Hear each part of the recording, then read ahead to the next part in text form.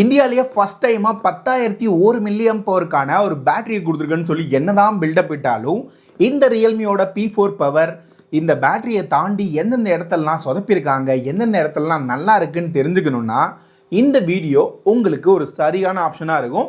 இதை ஃபுல்லாக தெரிஞ்சுக்கிறதுக்கு முன்னாடி இந்த வீடியோ மட்டும் இல்லாமல் எல்லா வீடியோவும் நம்ம ஓனாக வாங்கி தான் ரிவ்யூ பண்ணிகிட்ருக்கோம் அப்படின்றதுனால அதுக்கான சப்போர்ட்டை நீங்கள் மறக்காமல் தந்தீங்கன்னா இந்த மாதிரி நிறைய வீடியோஸ் கொண்டு வரதுக்கு எனக்கும் ஹெல்ப்ஃபுல்லாக இருக்கும்.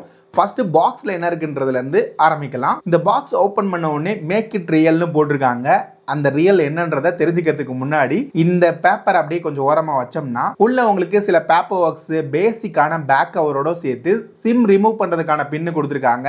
80 வாட்கான சார்ஜிங் அடாப்டர் கிடைச்சிரும். அப்புறம் type A to type C கேபிளோட சேர்த்து ரியல்மியோட P4 பவர் கிடைச்சிரும். ஃபர்ஸ்ட் இந்த ஃபோனை கையில் எடுத்த உடனே இந்த ஃபோனில் எப்படா 10,001 மில்லியம் பவர் பேட்டரின்னு கேள்வி எனக்கும் வந்துச்சு. அதுக்கான டெஸ்டிங் ரிசல்ட்டை பார்க்கறதுக்கு முன்னாடி ஃபர்ஸ்ட் இந்த டிஸ்பிளேலேருந்து ஆரம்பிப்போம். டிஸ்பிளே பொறுத்த வரைக்கும் இங்கே 6.8 இன்ச்சில் 1.5K AMOLED டிஸ்பிளே யூஸ் பண்ணியிருக்காங்க. இங்கே நான் பார்த்து ஷாக்கான இன்னொரு விஷயம் என்னென்னா, வழக்கமாக ரியல்மியோட குவாட் கர்வ் டிஸ்பிளே ஒரு மாதிரி மைல்டாக கொடுத்துருப்பாங்க. ஆனால் இந்த முறை மோட்டோவில் பார்க்குற மாதிரி சைட்ஸில் ரொம்பவே வளைவான கர்வ் கொடுத்துருக்காங்க. டாப்பில் உங்களுக்கு மைல்டான வளைவு இருக்கிற மாதிரி இருக்குது. இருந்தாலும் ஃப்ளாட் டிஸ்பிளே விரும்புகிறவங்களுக்கு இந்த ஃபோன் செட் ஆகிறதுக்கு வாய்ப்புகள் கொஞ்சம் குறைவாக இருக்கிற மாதிரி தான் இருக்குது. ஏன்னா கீழே விழுந்தால் சோலி முடிஞ்சிடும்ல, அதனால் கொஞ்சம் பார்த்து பாதுகாப்பாக யூஸ் பண்ணுறது நல்லதாக இருக்கும். மற்றபடி இதோட டிஸ்பிளே குவாலிட்டியாக பார்க்கும்போது இந்த ப்ரைஸிங்கில் ஒரு சூப்பரான டிஸ்பிளேவை ரியல்மி யூஸ் பண்ணியிருக்காங்க.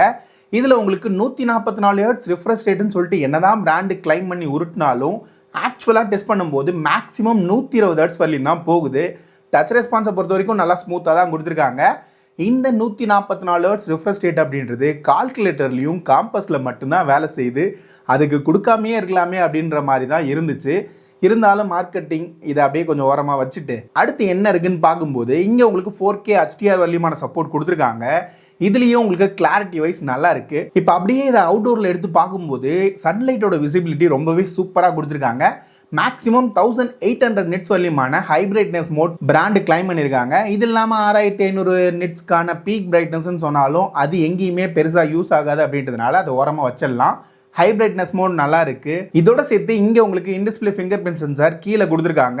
இது நல்லாவே அக்யூரேட்டாக வேலை செய்யுது. ஃபேஸ் அன்லாக்லையும் எந்த குறையும் இருக்கிற மாதிரி தெரியல. இங்கே டிசைன் சைடு வரும்போது நான் இம்ப்ரெஸ் ஆன விஷயம் என்னதான் இது 10,000 மில்லியம் பவர்னு சொல்லிட்டு நிறைய ஏரியாவை ஆக்குபை பண்ணியிருந்தாலும் இனிமே உங்களுக்கு IP66, 68, 69 சொல்லிட்டு எல்லா ரேட்டிங்குமே கொடுத்துருக்காங்க. அதனால தெரியாம தண்ணிக்குள்ள விழுந்தா ஈஸியா காப்பாத்திடலாம். ஃப்ரண்ட் சைடு வரும்போது இங்க கார்னிங் கொரில்லா கிளாஸ் 7க்கான ப்ரொடெக்ஷன் கொடுத்துருக்கிறது ஒரு சிறப்பான விஷயமா பார்க்குறேன். அதர்வைஸ் சைட் ஃப்ரேம்னு பார்க்கும்போது இங்கே உங்களுக்கு பிளாஸ்டிக்ல தான் மேட் பண்ணியிருக்காங்க. பேக் ஃப்ரேமும் உங்களுக்கு பிளாஸ்டிக்காக தான் கொடுத்துருக்காங்க.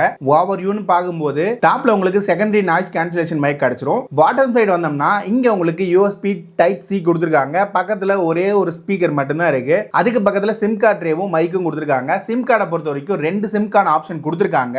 SD கார்டு போடுறதுக்கான ஆப்ஷன் கிடையாது அப்படின்றது ஒரு வருத்தமான விஷயம். லெஃப்ட் சைடில் உங்களுக்கு எதுவுமே கொடுக்கல. ரைட் சைடில் வரும்போது வால்யூம் பட்டனும் பவர் பட்டனும் வழக்கமாக கிடைக்கிற மாதிரி கிடைச்சிரும். அதர்வைஸ் இங்க ஓவராலா வெயிட் மேனேஜ்மெண்ட் பார்க்கும்போது இந்த போன்ல 220 கிராம் மரலிமான வெயிட் கிடைச்சிச்சு. இருந்தாலும் இந்த பேட்டரி கெப்பாசிட்டிக்கு இந்த வெயிட் ஓரளவுக்கு ஏத்துக்கிற மாதிரி தான் இருக்கு. முன்னாடிலாம் இதே வெயிட்டை கொடுத்து 5000 மில்லியம் பவர் பேட்டரிலாம் கொடுப்பாங்க. அதை கம்பேர் பண்ணும்போது இது எவ்வளவோ பரவாயில்ல. இருந்தாலும் சிங்கிள் ஹேண்டில் யூஸ் பண்ணுறதுக்கு கொஞ்சம் ஹெவியாக தான் இருக்குது. அடிக்கடி 2 ஹேண்டில் தான் யூஸ் பண்ணுற மாதிரியான சூழல் இருக்குது. இப்போ அப்படியே இதோட ஸ்டோரேஜ் சைடு வரும்போது இந்த ஃபோனில் உங்களுக்கு LPDDR4X ரேமோட சேர்த்து UFSோட 3.1 சப்போர்ட் கொடுத்துருக்கிறதுனால ரீட் அண்ட் ரைட் ஸ்பீட் ஓரளவுக்கு நல்லாவே கிடைக்குது. அதில் எந்த குறையும் இருக்கிற மாதிரி தெரியல. ஆனால் இதோட பெர்ஃபார்மன்ஸ் சைடு வரும்போது இந்த ப்ரைஸுக்கு மீடியாடெக்கோட டைமென்சிட்டி 7400 தான் யூஸ் பண்ணியிருக்காங்க. இந்த பர்டிகுலர் ப்ராசஸர் முன்னாடிலாம் ஒரு 20,000 ரூபாய்க்கு கீழே தான் கிடைச்சிட்டு இருந்தது. இப்போ 25,000 26,000 ரூபாய்க்கு ப்ரைஸ் பண்ணுறது கொஞ்சம் ஓவராக தான் எனக்கு ஃபீல் ஆகுது. இந்த ப்ராசஸர் பொறுத்த வரைக்கும் ஒரு 4 நானோமீட்டரில் பில்ட் பண்ண ப்ராசஸர். நார்மலாக டெய்லி டாஸ்கில் ரன் பண்ணும்போதும் மீடியமான டாஸ்க் ரன் பண்ணுறதுக்கும் ஓகேவா இருக்கும். ஆனால் இதில் அனிமேஷன்ஸ்லாம் அந்த அளவுக்கு ஸ்மூத்தாக இல்லை. மைல்டான ஜிட்டர்னஸ் இருக்கிறத என்னால் ஃபீல் பண்ண முடியுது. அது இன்னுமே சாஃப்ட்வேர் அப்டேட் கொடுத்து ஆப்டிமைஸ் பண்ண முடியும். இதை ரியல்மி பண்ணுவாங்க நான் நம்புறேன். இப்போதைக்கு இதோட கேமிங் எக்ஸ்பீரியன்ஸை பற்றி பேசும்போது இந்த ஃபோனில் உங்களுக்கு 90 FPS சப்போர்ட் கொடுத்துருக்காங்க. இது மட்டும் இல்லாமல் இவங்களுக்குன்னு சொல்லிட்டு டெடிக்கேட்டடான ஒரு எக்ஸ்ட்ரா சிப்பும் யூஸ் பண்ணியிருக்காங்க. அதனால் கேமிங் எக்ஸ்பீரியன்ஸ் ஓரளவுக்கு நல்லாவே இருக்குது. இருந்தாலும் அங்கங்கே ஃப்ரேம் ட்ராப்ஸ்லாம் நோட்டீஸ் பண்ண முடியுது. இதில் நல்ல விஷயம் என்னன்னா, எங்கேயுமே நான் ஹீட்டிங் வந்து பெருசாக நான் ஃபீல் பண்ணவே இல்லை. இதோட பெஞ்ச் மார்க்குன்னு பார்க்கும்போது ஆன்டிடியூட்ல அரௌண்ட் 1 மில்லியன் வரலியமான ஸ்கோர் கிடைக்குது. தெர்மல் த்ராட்லிங்லையும் சரி, 3D மார்க்கோட ஸ்டெபிலிட்டிலையும் சரி, இதில் எந்த வித குறையும் இல்லாமல் நல்ல ஸ்டெபிலிட்டி ஸ்கோரே கிடைக்குது. இந்த ஃபோனோட நெட்வொர்க் சைடு வரும்போது இங்கே உங்களுக்கு 9 5G பேண்ட் கொடுத்துருக்காங்க. நான் செக் பண்ண வரைக்கும் கனெக்டிவிட்டியில் எந்த ஒரு இஷ்யூவும் இருக்கிற மாதிரி தெரியல. அது இல்லாமல் அடிஷ்னலாக உங்களுக்கு Wi-Fi 6க்கான சப்போர்ட்டும் ப்ளூடூத்தில் 5.1 சப்போர்ட்டும் கொடுத்துருக்காங்க. NFC சப்போர்ட் இந்த ஃபோனில் கிடையாது. என்ன இருக்குன்னா, இங்கே உங்களுக்கு IR பிளாஸ்டர் இருக்கிறதுனால நீங்கள் இந்த ஃபோனை ரிமோட்டாகவும் யூஸ் பண்ண முடியும். இப்போ இந்த ஃபோனோட பெஸ்ட் செல்லிங் பாயிண்ட்னா இதோட பேட்டரி தான். அது எப்படி இருக்குன்றதை பார்த்துருவோம். இங்கே உங்களுக்கு 10,001 mAh பேட்டரி கொடுத்துருக்காங்க. அது என்னப்பா ஒன்றுன்னு கேட்குறீங்களா? மார்க்கெட்டில் நான் தான் அதிக கெப்பாசிட்டி இருக்கிற பேட்டரி காட்டணும் அப்படின்றதுக்காகவே அந்த ஒன்றுன்னு கொடுத்து வச்சுருக்காங்க.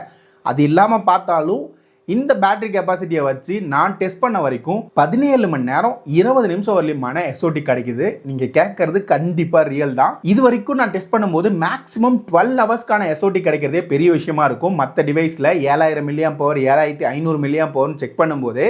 ஆனால் இந்த ஃபோனில் மோர் தென் டபுள் த டைம் ஸ்கோர் வரலையும் கூட சில டிவைஸை கம்பேர் பண்ணும்போது கிடைக்குது. இதை நான் சார்ஜிங் டெஸ்ட் பண்ணும்போது 1 மணி நேரம் 40 நிமிஷம் வரலியமான டைம் எடுத்துக்குது. இது மட்டும் இல்லாமல் 27 வாட்ஸில் ரிவர்ஸ் சார்ஜிங் சப்போர்ட் கொடுத்துருக்கிறதுனால இந்த ஃபோனை வச்சு நீங்கள் மற்ற டிவைஸையும், அதாவது மற்ற ஃபோன் இல்லைன்னா TWS கூட மேக்ஸிமம் சார்ஜிங் ஸ்பீடில் சார்ஜ் பண்ணலாம். இருந்தாலும் ஃபோன்லேருந்து சார்ஜிங் பண்ணும்போது கண்டிப்பாக ஸ்லோவாக தான் ஏறும். அது நீங்கள் தவிர்க்க முடியாத சூழலில் யூஸ் பண்ணுங்க, இல்லைன்னா ரெக்கமெண்டபிள் கிடையாது.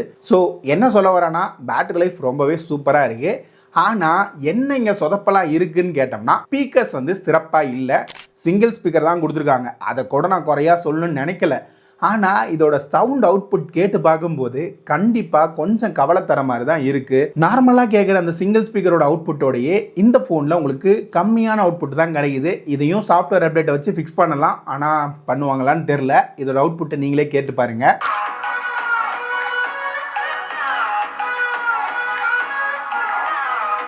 இப்போ இதை கேட்டிருப்பீங்கன்னு நான் நம்புகிறேன். என்னதான் இது இப்படி இருந்தாலும் சாஃப்ட்வேர் எக்ஸ்பீரியன்ஸ்னு வரும்போது இந்த ஃபோனில் நல்லாவே பண்ணியிருக்காங்க. இங்கே உங்களுக்கு Android 16 அவுட் ஆஃப் த பாக்ஸோட கொடுத்துருக்காங்க. 3 வருஷத்துக்கான OS அப்டேட், 4 வருஷத்துக்கான செக்யூரிட்டி பேட்ச் அப்டேட்லாம் ப்ராமிஸ் பண்ணியிருக்காங்க. இது மட்டும் இல்லாமல் இந்த ஃபோனில் நிறைய AI ஃபீச்சர்ஸோட சேர்த்து நிறைய கஸ்டமைசேஷன் ஆப்ஷனும் கொடுத்துருக்காங்க. ஆனால் ப்ரீ இன்ஸ்டால் அப்ளிகேஷன் நிறைய கொடுத்துருக்காங்க. அதையும் அன்இன்ஸ்டால் பண்ண விடுறது நல்ல விஷயமா பார்க்குறேன். அடுத்ததாக இந்த ஃபோனில் கேமரான்னு வரும்போது நிறைய குறைகளும் இருக்குது, ஒரு சில நிறைகளும் இருக்குது. ஃபஸ்ட்டு இந்த ஃப்ரண்ட் கேமரா சைடு வரும்போது 16 மெகா பிக்சல் சென்சார் யூஸ் பண்ணிருக்காங்க. இதை வச்சு எடுக்கிற போட்டோஸ் ரொம்ப சூப்பரா இருக்குன்னு சொல்ல முடியல. டீசென்ட்டான பிக்சர்ஸ் தான் கிடைக்குது. போர்ட்ரேட்ல எடுக்கும் போதும் அதே மாதிரியான அவுட்புட் தான் கிடைக்குது. இப்போ பேக் சைடுல வரும்போது இங்க உங்களுக்கு ட்ரிபிள் கேமரா செட்டப் மாதிரி தெரிஞ்சாலும் ஆக்சுவலா 2 சென்சார் யூஸ் பண்ணிருக்காங்க. இதுல மெயினான சென்சார் 50 MBக்கான OAS சப்போர்ட் இருக்கிற ஒரு சென்சார் கொடுத்திருக்காங்க. ரெண்டாவதா கொடுத்திருக்கிறது 8 MBக்கான அல்ட்ரா வைடு. இதுல இந்த பிரைமரி சென்சாரோட பெர்ஃபார்மன்ஸை பத்தி பேசும்போது எனக்கு ஒரு பர்டிகுலரா ரொம்ப நல்லா இருக்குன்னு சொல்ல தோணல, ரொம்ப மோசமாக இருக்கணும் சொல்ல தோணல. ஏன்னா இதில் டீசெண்டான பர்ஃபார்மன்ஸ் கிடைக்கிற மாதிரி தான். சில இடங்களில் நல்லா இருக்கு, சில இடங்களில் சொதப்பிருக்காங்க. இதில் எடுக்கிற போர்ட்ரேட் பிக்சர்ஸ்லையுமே அந்த அளவுக்கு கன்சிஸ்டண்டான அவுட்புட் கிடைக்கல அப்படின்றது கொஞ்சம் கவலையான விஷயம். ஸோ என்ன கேட்டால், கேமராக்காக இந்த ஃபோனை கன்சிடர் பண்ணணும்னு நினைக்கிறீங்கன்னா தவிர்த்துருங்க. ஆனால் அப்பப்போ டீசெண்டாக ஏதாவது ஃபோட்டோஸ் எடுக்க வேணும்னா இந்த ஃபோனை நீங்கள் ட்ரை பண்ணலாம். இப்போ அப்படியே இதோட வீடியோ ரெக்கார்டிங் சைடு வரும்போது பேக்கில் உங்களுக்கு 4K 30 FPS சொல்லிமான சப்போர்ட் கொடுத்துருக்காங்க.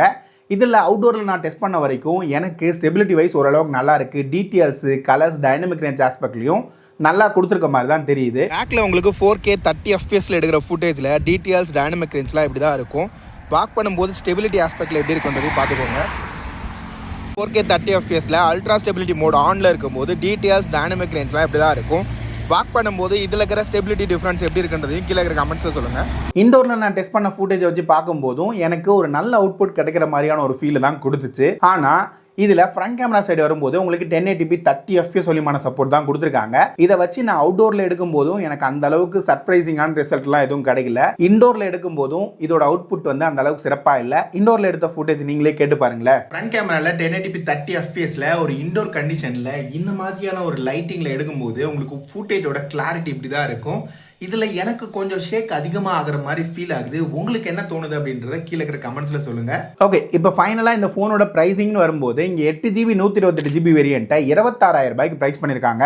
கார்டு ஆஃபர்லாம் போக சம்டைம்ஸ் வந்து 24,000 ரூபாய் வரைக்கும் வந்துட்டு போகுது. இந்த பிரைசிங்க்கு இந்த ஃபோன் வர்த்தா இல்லையான்னு கேட்டா, எனக்கு பேட்டரி ரொம்பவே முக்கியம்னு நினைக்கிறவங்களுக்கும் டிஸ்பிளே பில்டு குவாலிட்டி ஆஸ்பெக்ட்ல நல்லா இருக்கும்னு நினைக்கிறவங்களுக்கும் இந்த ஃபோன் கண்டிப்பா சாட்டிஸ்ஃபை பண்ணும். ஆனா எந்த ஏரியால எனக்கு குறையா இருக்குன்னு கேட்டா, இங்க ஸ்பீக்கர் குவாலிட்டி அந்த அளவுக்கு சிறப்பாக கொடுக்கல. அதோட சேர்த்து அனிமேஷன்ஸ் வந்து கொஞ்சம் மைல்டான இம்ப்ரூவ்மெண்ட் தேவைப்படுது. கேமரான்னு வரும்போதும் பெரிய எதிர்பார்ப்புகள் இல்லை அப்படின்னா இந்த ஃபோன் ஒரு டீசென்ட்டான பிக்கா இருக்கும். ஒருவேளை இந்த ஃபோன் நீங்க வாங்கணும்னா இங்க இருக்கிற லிங்கை கிளிக் பண்ணி வாங்கிக்கோங்க. இதுவுமே சேனலுக்கு ஏதாவது ஒரு வகையில் ஹெல்ப்ஃபுல்லா இருக்கும். அதே போல இந்த வீடியோவை நிறைய பேருக்கு ஷேர் பண்றது மூலியமா நம்ம சேனல் நிறைய பேருக்கு ரீச் ஆகிறதுக்கும் ஒரு வாய்ப்பா இருக்கும். அடுத்து என்ன வீடியோ வேணும், என்ன எதிர்பார்க்குறீங்க அப்படின்றத கீழே இருக்கிற கமெண்ட்ஸ்ல தட்டி விடுங்க.